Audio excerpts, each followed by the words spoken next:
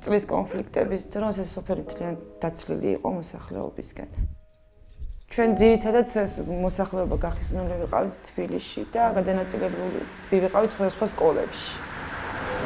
და მე მოხდა უკვე ჩვენი აქ სოფელში შემოყვანა. რა თქმა უნდა, მაშინ დავიწყეთ ურთიერთობა ინტენსიური ადგილობრივ თვითმმართველობასთან. ახლა ძირითადად რა იყო? სოფლის საჭიროებების კვლევა და აი ამ სოფლის საჭიროებების გატანა უკვე გვალი მაგიდის ფორმატში შეხვედრა, სადაც იყვნენ ხოლმე როგორც ადგილობრივი თვითმმართველობა, ასევე გორის მუნიციპალიტეტი, ჩვენ და ვჯელობდით ხოლმე რა მნიშვნელოვანია პირველი ეტაპისთვის გაკეთდეს იმისათვის, რომ მართლა არ იყოს ერთფეროვანი ცხოვრება. ეს არის შიდა ქართლის სათემო ფონდი მშვიდობისა და განვითარებისათვის. 11 საათზე მოვლენ ჩემი თანამშრომლები, ასევე მოვლენ პატარა ბავშვები, რომელსაც თექაზე პროექტის ფარგლებში თექაზე ვამუშავებთ და შევხედავთ უკვე მათ მუშაობას. აი მგონი მოვიდნენ ჩემი თანამშრომლები. მოხვედით?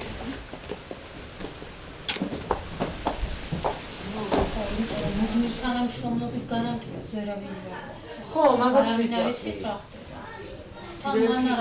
აი მაგ შემთხვევაში 2012 წელს დაფუძნდა ჩვენი ორგანიზაცია. მინდა გითხრათ, რომ აი თვითონ სოფლის მოსახლეობის დამოკიდებულებაც არც თუ ისე სტიმულის მომცემი იყო. ცით რა არის ჩვენ თუ გვჯეროდა ჩვენი საკუთარი თავების რომ მაინც რაღაცა ცვლილებებს შევიტანეთ იმ ადამიანებს ვინც ძალიან უმეტეს დროს ატარებს და უშუალოდ გარეთ ქუჩაში იმისთვის მაგალითად მოცლილი ქალები ვიყავით რას დავდიოდით. მქონდა ესეთი შემთხვევა როცა განვიხილავდით ქალის უფლებებს ზოგადად ოჯახში ერთ-ერთმა ახალგაზრდა ქალმა თქვა ის რომ თუ კი მეუღლე ერთხელ გეტყვის ორჯერ სამჯერ და ეს არ გაითვალისწინე სავსებით ნორმალურია რომ იმან დაგიყვიროს და შეიძლება ძალიან უხეში გამოთქმა ეს წამოგარტყას კიდეც. ჩვენ ორგანიზაციაში უმეტესად მუშაობენ ესეთი ერთი გაგვითხოვდა ბედნიერება გვაქვს ესეთი ქალები ვისაც აყავთ მეუღლეები. რატომღაც რაღაცა შეზღუდვა აქვს აბრითი მოხსნილი, იმიტომ რომ ქალის აქტიურობა ამით ეს რეგიონებში ძალიან ნაკლებად მისაღებია. იმიტომ რომ მას უფრო ბევრი საქმეები აქვს, უფრო მნიშვნელოვანი გასაკეთებელი და ამიტომ ოჯახს არ უნდა მოწყდეს და ოჯახის იქით არ უნდა გავიდეს მისი დანიშნულება არის ოჯახში საქმიანობა. დავდიოდით კვლევებზე სოფლებში გვხვდებოდა რა თქმა უნდა გარკვეული წინააღმდეგობები, რომ მაინც არაფერი გაკეთდება. აი ესეთი რაღაც არის ხალხში. არაფერი შეიცვლება, ყველა თავის საქმეს აკეთებს. უნდობლობის ფაქტორი ჩანს მოსახლეობიდან. ეს შეიძლება განპირობებული ყოფილიყო იმიდან გამომდინარე, რომ ჩვენ ქალბატონები ვიყავით და რაღაც ალბათ სუსტ ძალად აგვიქვავენ უფრო. იყო ესეთი რაღაც ცოტა იუმორის სახითაც, რომ ხო თქვენ უქმრო ქალების ოფისი რომა იქიდან ხართ ხომ? ისაც ქალი იყრის და უშუალოდ დეპუტატად კენჭს.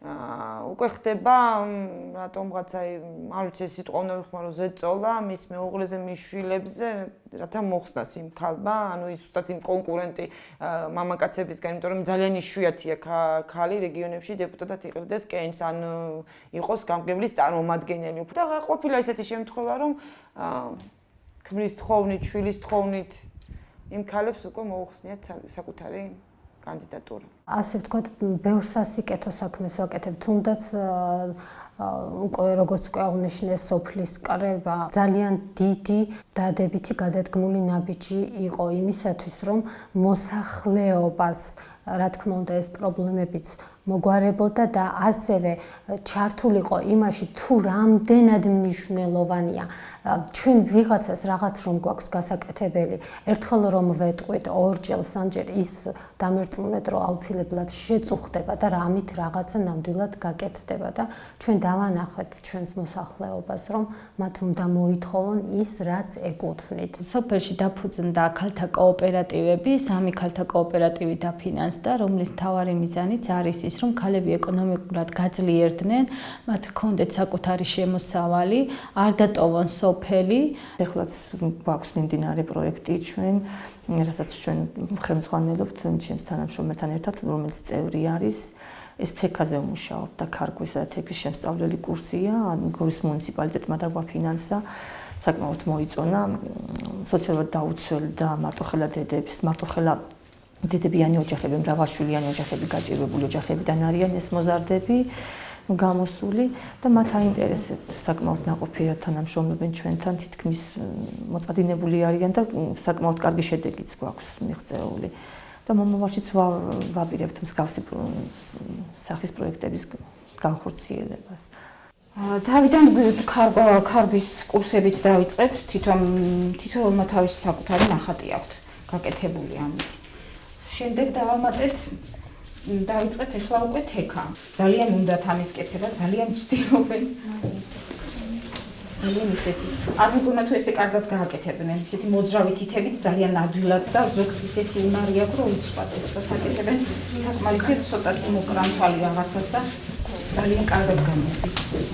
შემდეგ ვაპირებთ საბოლოოდ გამოფენის მოწყობას. ისე განსწორებთ. ჩემი აზრით ძალიან მნიშვნელოვანია საზოგადოების დამოკიდებულების ცვლილება ქალების მიმართ.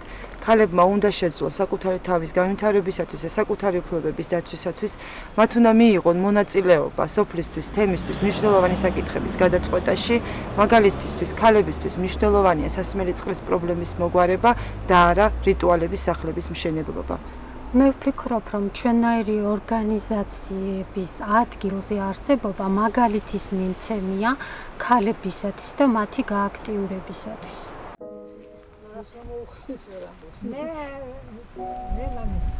სოფლებში მეტი ქალი დაუცველია, ხა მაგასაც ქალი დაუცველი. რა ვიცი, ეგრეა. ქალი უფრო მეც მუშაობს, კაცი იმდენად გასულია სახლიდან და ქალს უწევს ყველანაირად. ქალს უწევს ყველაფრის გაკეთება, დაბარვა, ყველაფერი. საქართველოს შეკრება არც უნდა იყოს. იმიტომ რომ ქართველები ყოველთვის გამოირჩეოდნენ მამაკაცები თავიანთი ვაჟკაცობით და ქალთან ურთიერთობიდან. ეგ პრობლემა საქართველოში მე მგონი არც არასდროს არ აყოფა. ხალი რა მანქანაზე უნდა იჯდეს, პარლამენტში უნდა იჯდეს და ეგ არის ხალისუფლება. ქალის პირველი საქმე რა არის?